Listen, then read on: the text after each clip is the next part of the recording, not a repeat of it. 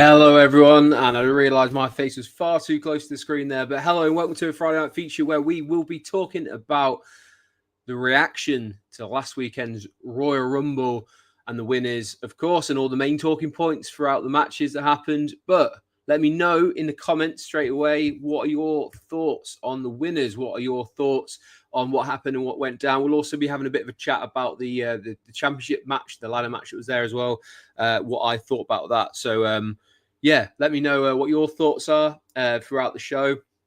It's going to be a fairly quick one tonight because I think it's just me. We obviously had the Lord Mayor show last weekend when we had Dom and we had Sam. I think it's just myself tonight. So keep me some company, give me some comments. I'm going to read them out. Let's turn this into a bit of a conversation.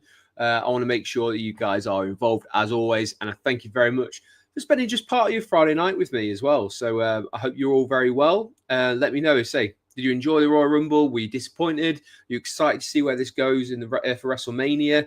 Now, obviously, straight off the bat, I'm going to throw some slides up as well. So you have to just look at my face.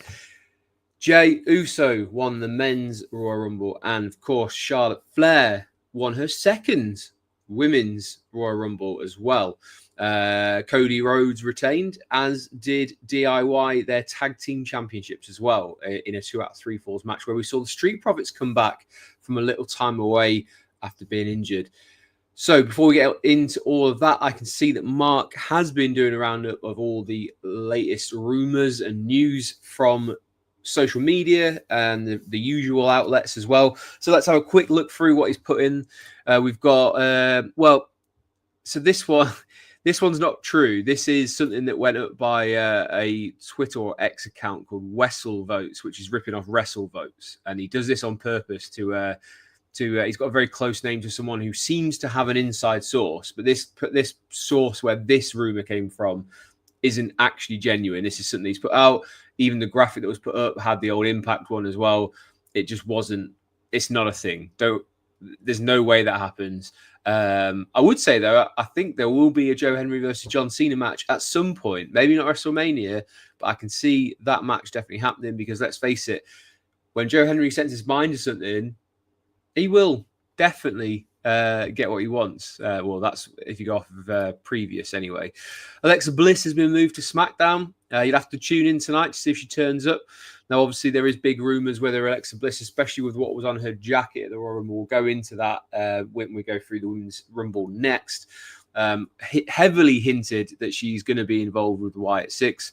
With some of the stuff that was on that jacket. And of course, they have been moved to SmackDown recently, and they were just waiting for a couple of injuries or an injury to clear up, and then they will be on SmackDown. Another big thing that's been going on, and I think it became a little bit more obvious at the Royal Rumble, and let's kind of start on this tone and this note when we're talking about the Royal Rumble. It's great that they've got the Royal Rumble in such a big setting and with the stadium and all that sort of stuff, but there's one thing that kind of is missing when that countdown happens and then it goes 3, 2, 1 and then in. You kind of want someone's music to hit and instantly know who it is that's coming out. Now, there were a lot of times within the Royal Rumble, both men and women's, where a song would hit and the crowd didn't know who it was until it kind of flashed up on the screens that were there or kind of went around the baseball stadium, because obviously they don't have the grand set that they have for WrestleMania. They kind of come out of the baseball down like the stairs or up the stairs when they come out. So it's a little bit confusing for the crowd, the live crowd especially, who's there. I think that kind of detracted from some of the people, and it's a bit of a shame as well, because when you've got people who aren't maybe necessarily recognizable, where maybe they're from NXT, maybe they're making a debut, unless they've got like a big noise or a name being shouted at the beginning, Def Rebel's music is terrible. It doesn't really kind of resonate with who the person is. You can't instantly recognize it. You know, you go back and if you smell, you know who it's The Rock. If you hear that glass shatter, you know exactly who's coming out. It's going to be Stone Cold. That sort of weird noise that makes, in front of Brock Lesnar's, or the minute Kurt Angle's music. There's so many legendary entrance music, and all of this is very generic and very bland and kind of samey. So I know there's a bit of a discourse going on social media at the moment where they're talking about could they potentially bring back the CFOs who were there before, where there was a lot of other ones, a lot of kind of the bigger songs in modern days. That was who did that. So yeah, let's see what happens, because I think Def Rebel, there was rumors about a month ago that their contract will not be renewed. I don't know when it runs out, but it would be a good thing if they just disappear. And that's the one thing I think is missing from WWE's presentation, and it became abundantly clear at WrestleMania as well. So it's not that surprising that several talent have expressed unhappiness, because if I got a very mediocre pop at the Rumble, I wouldn't be happy either. Announced 2025 Elimination Chamber qualifier match between Roxanne Perez versus Raquel in 2 weeks on Raw. So that will probably be timed, because Roxanne Perez next week is got a triple threat match for the NXT Championship against Julia and Bayley. So that'll probably be why they're waiting, not for this Monday, but the one after, because then they'll be able to see, you can kind of see what happens on NXT.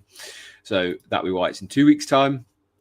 Breaking news per WrestleVotes, not WrestleVotes on this one. Drew McIntyre versus LA Knight versus Jimmy Uso in the men's qualifying match for Elimination Chamber is the main event. That's a good main event, especially when we apparently were seeing a little bit of heat on LA Knight.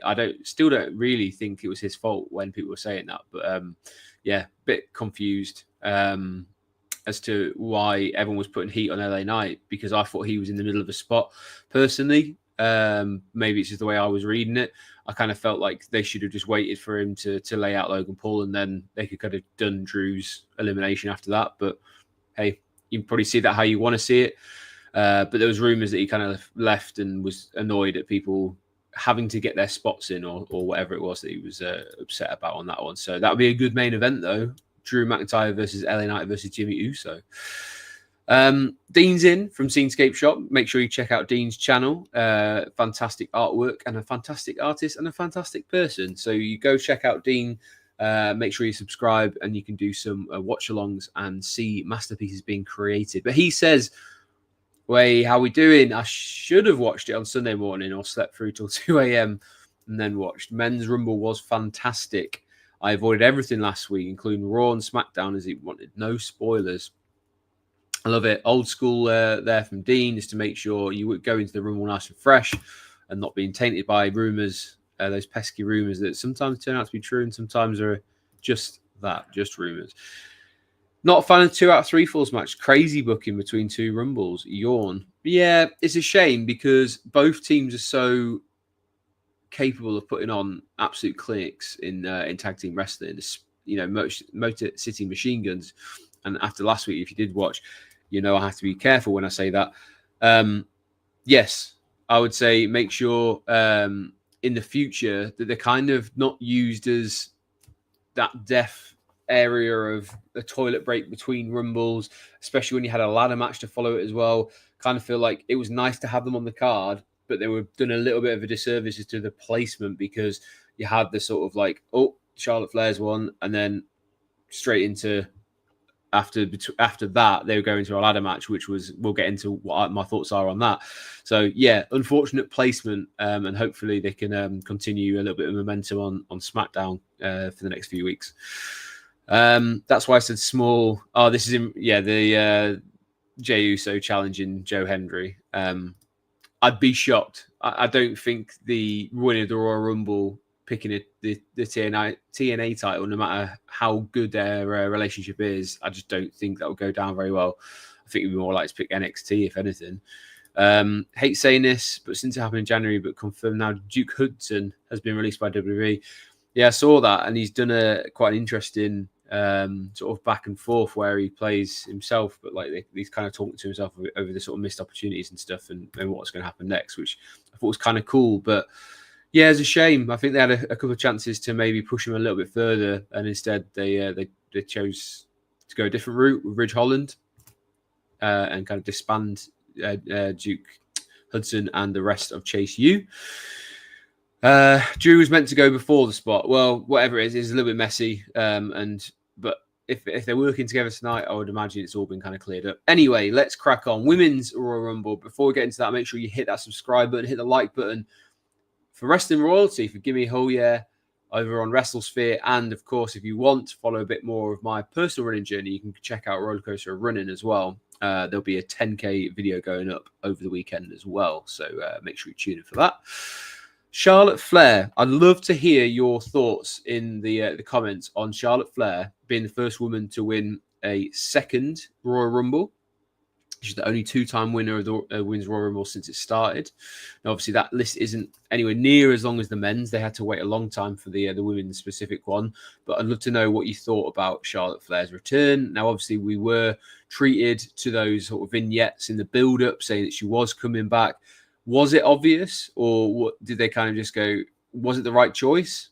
I'd love to hear what you think. I personally, when she won, just the first thing out of my mouth was, like, I just don't really understand. I thought it was a little bit sort of predictable, a little bit boring.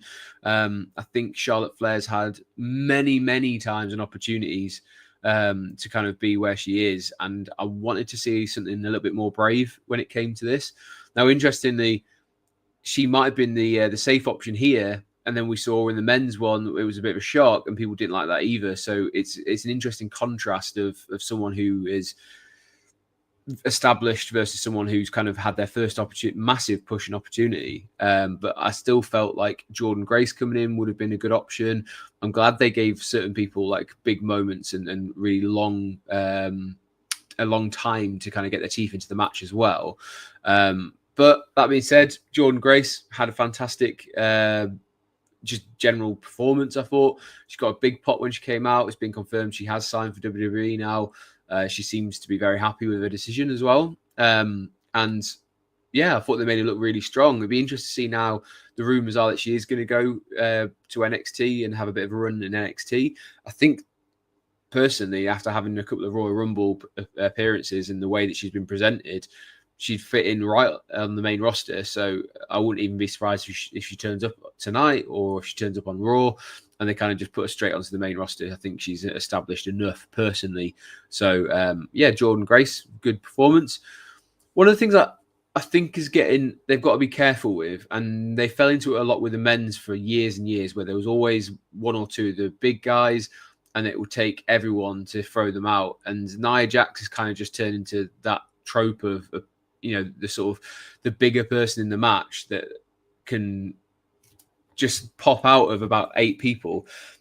I'm not a fan that they keep doing this because it kind of puts the other competitors in a position where they aren't learning from their mistakes. And you'd think at some point they'd go, okay, cool. Well, they will find a different, more interesting way to get Nia Jax out.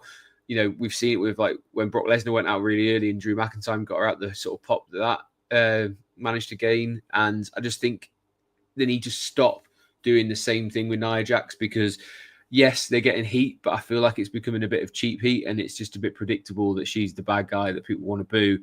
And I don't think people actually boo her for the reasons that WWE think they are. I just think people are a little bit bored of her repetitively being up there at the top. And there's an opportunity to give someone else a little bit more shine, especially when I think she eliminated about 6 or 7 people. But again, I could be completely wrong. It's lovely that it's all subjective. And let me know, what did you think of Nia Jax in the Royal Rumble? Are you kind of sick of seeing her? She's had a lot of opportunities recently.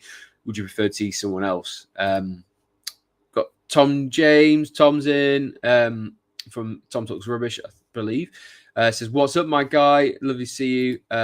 I'm thrown because you normally have a different, you normally on your channel. But if it is Tom Talks Rubbish, make sure you check out his channel because that's another fantastic one for a lot of great content with Tom interviewing people behind the scenes, behind the pens and the keyboards of wrestling media as well. So make sure you check out Tom's channel.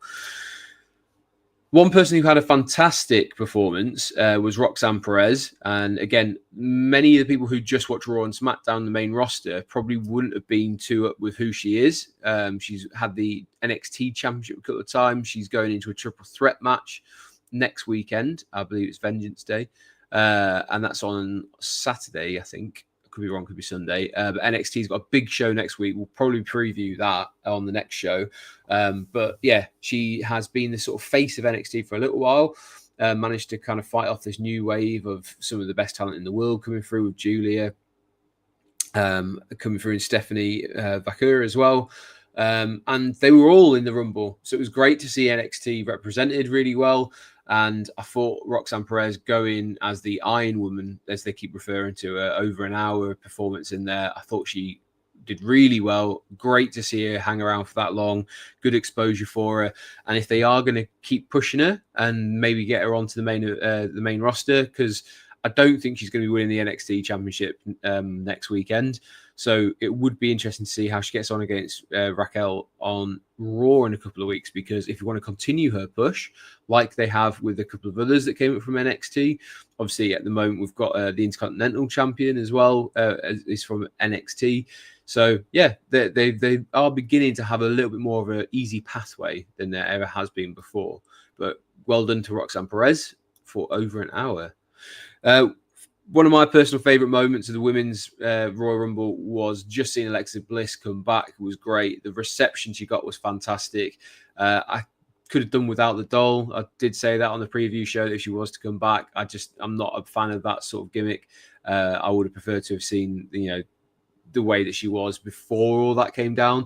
But obviously they have plans to introduce her into this Wyatt Six, and it'd be interesting to see if she can be more of a glue and potentially a vehicle to get them more time on TV, because I feel like they've maybe missed a star that makes people want to kind of tune in to see that. So I do wonder if Alexa Bliss is going to be used in that position of she's a star, just like Bray Wyatt used to be, because that reception she got for coming back was huge, and you could see how much it meant to her.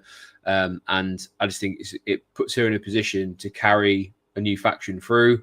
It's a good position for her to be in. There's rumors that apparently Hollywood are interested in her, especially seeing her popularity. It's great to have Alexa Bliss back in WWE, and just great to see her with a smile on her face again. It seems like she definitely missed it.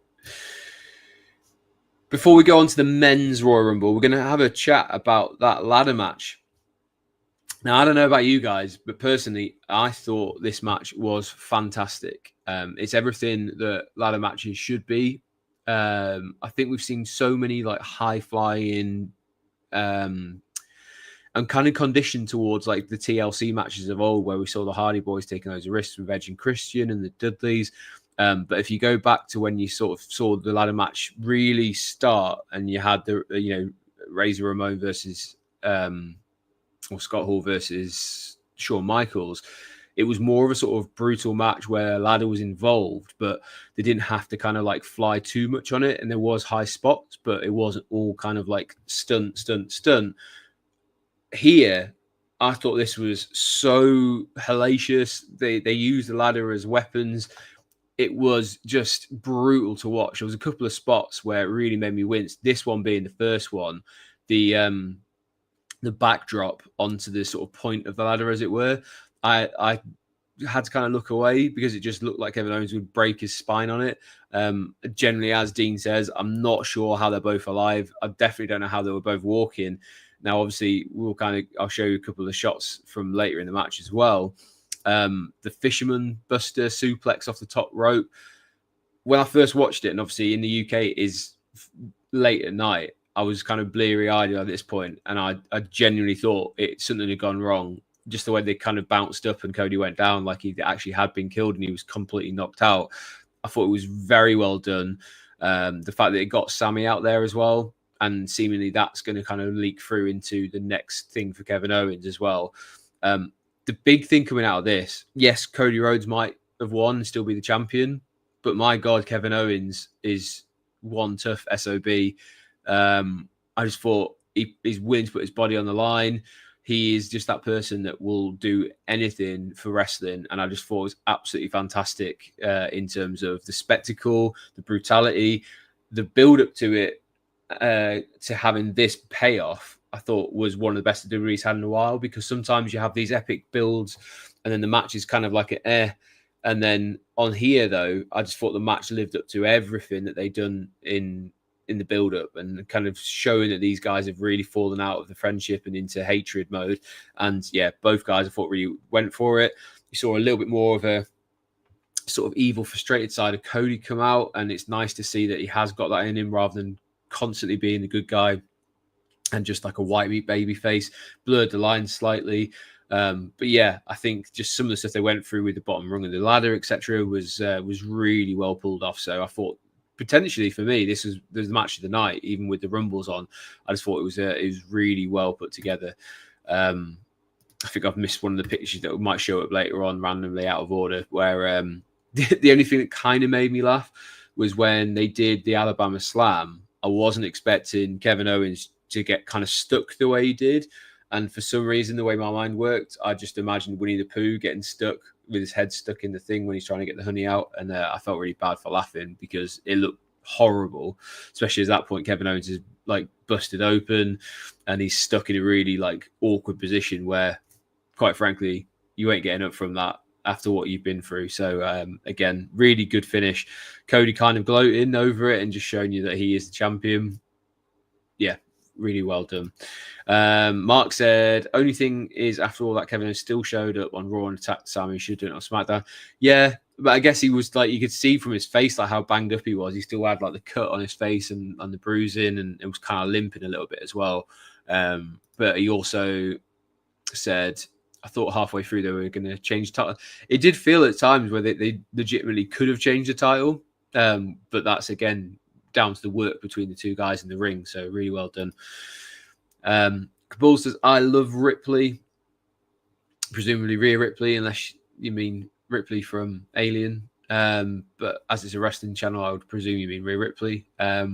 Who doesn't love a bit of Rhea Ripley? And it's a shame not to kind of really see her too involved. I think she might have shown up on a few video packages and stuff, but that was about it. Dean was disappointed Kevin Owens didn't climb the tiny step ladder and do a moonsault off it. Yeah, that would have been pretty cool. Yeah. I still like seeing that video clip of when Seth Rollins was at Tyler Black in his indie days, and he does the moonsault off the guy's stomach. That's a really cool spot. And yeah, I wouldn't have minded seeing Kevin Owens get a tiny step ladder and do a moonsault off of it. Men's Royal Rumble. I thought the Men's Royal Rumble was structured really well. There was a lot of lucha action at the beginning because we obviously started with the fact with Rey Mysterio, and we got that showdown that we've been looking forward to with Penta. Those guys started off a little bit messy, obviously, with Penta's feet blatantly touching the floor. But, you know, we move on. We continue with that. The mistakes can happen. It shows you how quickly that kind of stuff can go wrong. And they just about got away with it. It was a shame, obviously. It was screenshotted all over Twitter. Yeah, really, really unfortunate that happened. But then they kind of got back on track. They had that storyline kind of play out, and then you introduced a lot of the people who have been involved within that, whether it be Santos, and then I thought they might have brought Andrade out a little bit earlier. And then you obviously had Chad Gable in amongst it all as well, who took a brutal hit from Ray straight onto his knees. I wonder if him being written off to go do learn the dark arts of lucha is maybe because he tweaked a knee during that spot. He did look like he was kind of struggling a little bit at times. But again, Penta had a great showing. But that kind of fast-paced part of the Rumble then gave way to this superstar and just all-out kind of like, these are the big guys of WWE all entering one after the other. And I thought it was really well done that you kind of like, they ramped it up and ramped it up and ramped it up by having Roman, CM Punk, Seth Rollins, AJ Styles, John Cena, and all coming out within like a good sort of stretch of each other. Just made it feel like a huge event. Now, to me, as Mark has kind of pointed out, there is more juice in this as well. Cena, Punk, and Roman, Seth, they could have stretched out even further. They could have had a little bit more to do with this. There's now rumors as to one of the sort of big matches that's planned is Roman versus Seth versus CM Punk. Now, if that is true, oh, there you go. There's the Winnie the Pooh moment for Kevin Owens. I just accidentally put it out of sync. This big spot that happened after Logan Paul had kind of got CM Punk out, who just before that had got Seth and Roman out. There was like these moments in the ring where there was shit like kind of just staring down, and you just felt the gravity of like all the history between Seth and Roman, and then you felt this CM Punk being involved as well. Just the fact that they're intertwining all these different storylines, I think is fantastic. And that double stomp from Seth to Roman fantastic as well. Like, I keep using that word, but it's so well done in terms of they set this up all the way back, going back all the way to the last WrestleMania, and then they kind of have pushed this through into Seth would refuse point blank to join up with Roman's team at Survivor Series for War Games. And it's kind of spilling over now. And I think it's a great spot for those guys to be in, because these are three people who could potentially all they could have a match together and it not be the main event in terms of closing the show out on the Sunday, but it's going to steal the weekend. And it's probably as close as you could get to having all of these in a main event match without actually having it. So yeah, I thought it was great. Mark says this spot was to take Roman off TV so he doesn't get pinned in the build to Mania, won't be at the Chamber. Yeah, so they've kind of said, well, officially on TV that he's going to be away for an unconfirmed amount of time. So yeah, it'd be interesting to see Seth being a little bit more heelish when it comes to his relationship and his I guess talking about his enemy now in Roman Reigns. Like he definitely, the way he's approaching it is more heelish. And then you've got CM Punk as well, who is going to be in the Elimination Chamber. So I wonder if there's a spot where Seth will get in there as well, and they'll sort of end up taking each other out, and then we get that set up, and then Roman's kind of injected in from there. But it's just great to see these guys in the spot all being together, three of the biggest stars in the company. It's absolutely undeniable that they are. And yeah, I saw an interview with CM Punk where he was talking about being, eliminated and his journey to kind of the main event being almost over already. And he was asked, like, is he disappointed? And he said actually he prefers the storyline of losing. And I just thought he came across very maturely. And this is the kind of CM Punk that I think people wish they would see. So it's great that we are getting that at this stage in his career, and he does generally seem to be happy and just kind of more intrigued by the story and the journey rather than just the end result, which I think has maybe blinded him a little bit for a while now. Dean said, when did Cena start overselling, like over wide-eyed selling? Can't remember when he started. I'm sure he didn't. To be fair, Cena's always been kind of oversold, but you got to remember, like, he would have so many matches where he was like, the story was he was beaten down and he'd overcome the odds, all that sort of stuff. So you've got to remember, like, I think that goes back a little while, but because we haven't seen it for so long, especially not for like sort of like large periods of time like he had in the Rumble, then we're probably not used to seeing it as we used to. But I think he's always kind of done that previously, especially when he does the like near fall and looks at the referee, etc. But yeah, he's also quite bad at like shouting out his next spot as well, so the crowd can hear it. Speaking of spots, my God, I'm not a fan of Speed, or I Show Speed, as I think is his full like title or his channel. But he gets my respect for being willing to take one of the gnarliest looking spears I've ever seen in my life. I don't know if he turned fully in time. I think his timing was slightly off, which is why it looked as bad as it did, because I think he was probably supposed to be straight on and he ended up being almost at a 45-degree angle, and Braun just kind of adjusted and took him out anyway. Now, the fact that he took that and you saw the whiplash on his head as he went back, I wouldn't have even been surprised if he was out for a second or two, because he hit that mat hard. And the fact that he then got thrown out of the ring, and then Otis just tossed him straight onto the announce table. Again, like, fair play to the lad, because he's not everyone's cup of tea, but he is very popular. And I thought WWE handled that situation pretty well. I'm glad, he's kind of got his moment, and if he's done with it, fine, because he's taken some nasty bumps. He's dressed up as the Prime Bottle previously as well.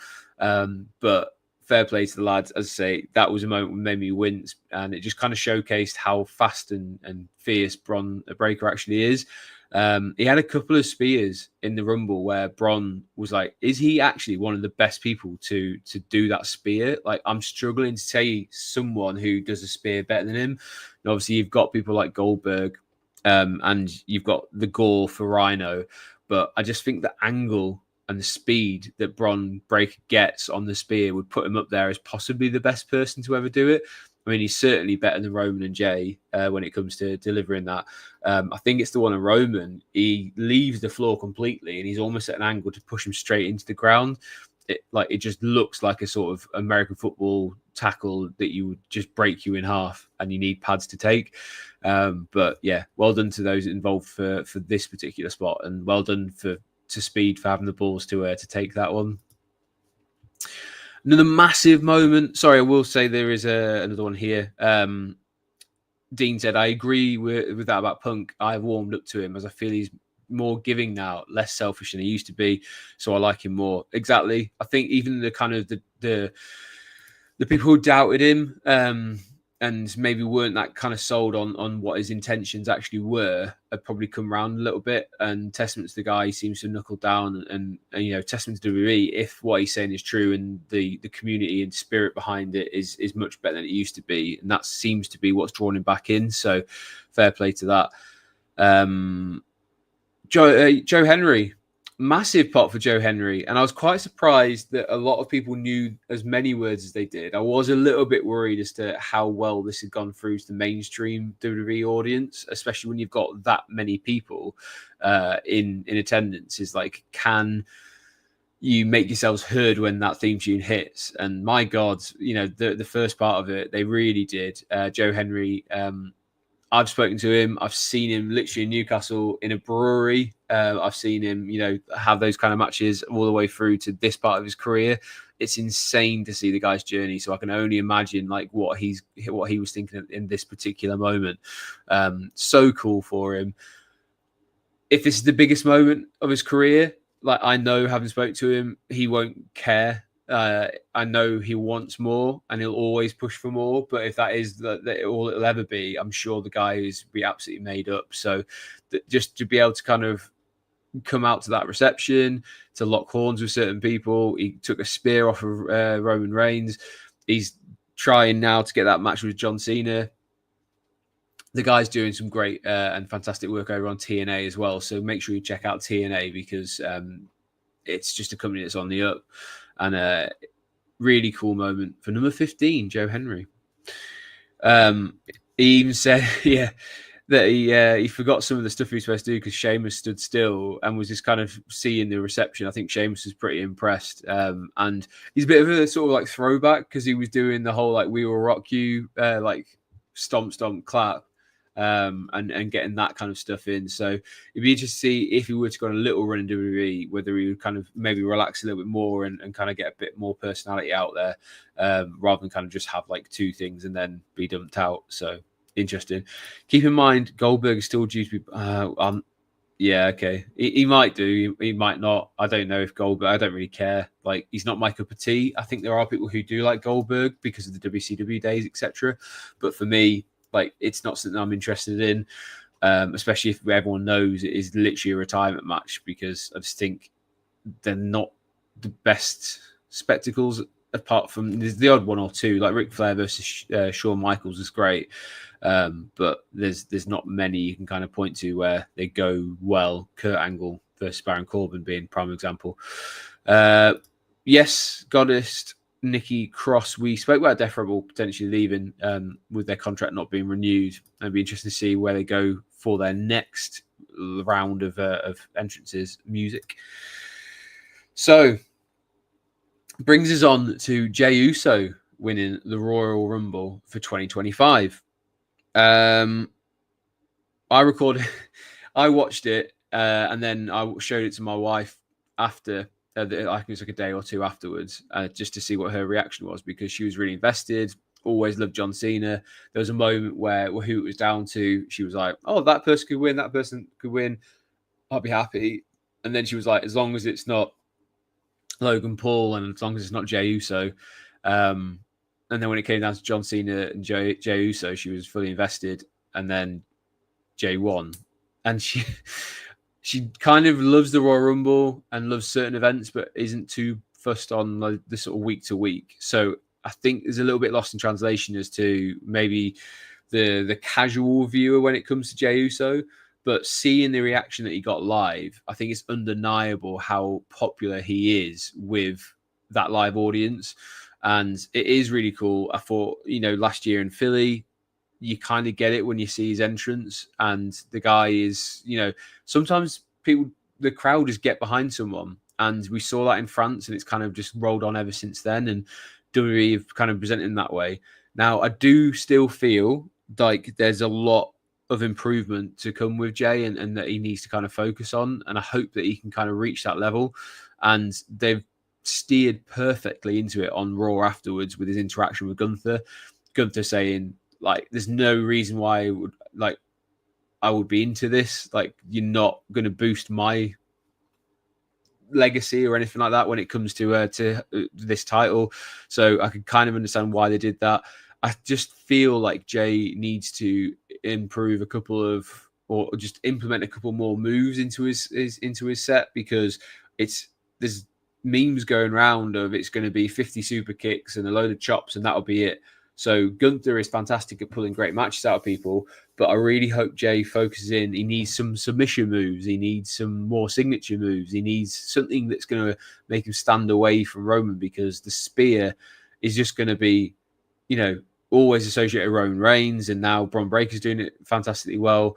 It's just not believable that Jey can kind of take that and win the World Championship. But you want to see him add a little bit more in. Let's see, maybe like some callbacks to Rikishi or something, or like something else. But I just want to see Jey improve in the ring as well, because he's got everything else locked down. He's got his catchphrase, he's got the merch, he's got the entrance. But I still feel like we just need that extra little bit in the ring for people to kind of get off his back. So that might be where it comes from. I do like the idea of someone very unexpected winning the Rumble now and again, because often people will go, well, CM Punk's going to win, or John Cena's going to win, or this person's going to win, because it makes sense in terms of, well, he's going to retire, or he's been talking about this. And it's nice to go, actually, now everyone else on the roster is going to be scrambling, and it makes the Elimination Chamber mean something. So there's many, many reasons why I think Jey Uso winning was a good choice. It's not going to be to everyone's taste. I think some people do find him a bit one-dimensional and maybe are more invested in other people's stories, but it doesn't make him the wrong choice. It just means he's not your choice. So let's give him the benefit of the doubt of who he is that he's going to go for. There's probably going to be an interaction tonight where he speaks to Cody Rhodes, and it will be, let's see where that goes. I still expect that Cody Rhodes will probably be the one who faces the winner of the Elimination Chamber, and we do get Gunther versus Jey Uso. That might also be why we got it on Saturday night main event, because we see Jey Uso lose and come really close and then not be able to pull it. I like the line that Gunther said as well, where he mentioned, if you do pick me, I'm just going to make your life hell. So we could just see like a few weeks of beatdowns until WrestleMania, and Jey Uso kind of getting over as the underdog and the babyface of people rooting for him, because he is constantly destroyed by Gunther. So yeah, let's see where it goes. But let me know in the comments. 1, did you predict that Jey Uso would win? I doubt it, but let me know. And 2, what's your thoughts on Jey Uso winning, and who is he going to face at WrestleMania? Because I really want to know what you think. Mark's got some breaking news. Kevin Owens has re-signed with WWE. The deal is for 5 years. Now, earlier today, he did put on a tweet saying, I don't ask, it was kind of like, I don't ask you guys for much, but if you could basically buy my daughter's Girl Guides, cookies, or whatever they call across there, then I'll wrestle for another sort of like 4 years, X amount of months, X amount of days, etc. So I think that was his hint that he had signed a new deal, which I would imagine would probably take Kevin Owens through till like the end of his career, all being well. And I would love to see Kevin Owens somehow get into this match if it was Jey Uso versus Gunther, because I think there's a fantastic story to be told there. Like, he's never forgiven Jey Uso, and I just want to see Kevin Owens with a title. I think he's done such great work. He deserves a shot at a world championship again, and to actually win it this time. So yeah, I would love to see it. Qualifying matches announced for tonight's SmackDown is Bianca Belair versus Piper Niven, and Alexa Bliss versus Candice LeRae. That's an interesting match. Bliss versus Candice LeRae. So a few matches they're obviously concentrating in on the Elimination Chamber, because I think we're only 3 weeks away. from that night in Toronto. And of course, we will be previewing it on Wrestling Royalty and Gimme Hell Yeah. So make sure you tune in for that. And the only way you can do that is to make sure you are subscribed and give us a little bit of love by liking this video, and all of the videos that we do. We have actually done in the past a whole Friday night feature on Jey Uso, and is he a main event like they say he is? So go back and watch that one. You can find that in our history on the video on our channel. So check out that. But make sure you do subscribe to Wrestling Royalty. Give me a hell yeah. We've also got some great interviews and features coming up over on WrestleSphere.com. We also have a YouTube channel there as well. You can check out some of those interviews now. And as I mentioned at the beginning, Roller Coaster of Running is my personal running channel. So if you would be so kind to go across there, show me a little bit of love and subscribe, and you can get to know me as a runner and my sort of fitness journey and mental health journey as well. So if you would be so kind, check that out. I really want to say thank you for joining us, or joining me, because it has just been me tonight. Hopefully Sam will be back next week. He is out having a good time tonight, I believe. And we will see you very soon, because next week is going to be an NXT preview, I believe. We'll, of course, be covering any of the other big announcements that go on in wrestling throughout the week. So if you would like to join us, make sure you check us out next week and subscribe and hit the notification bell to know when we're going live.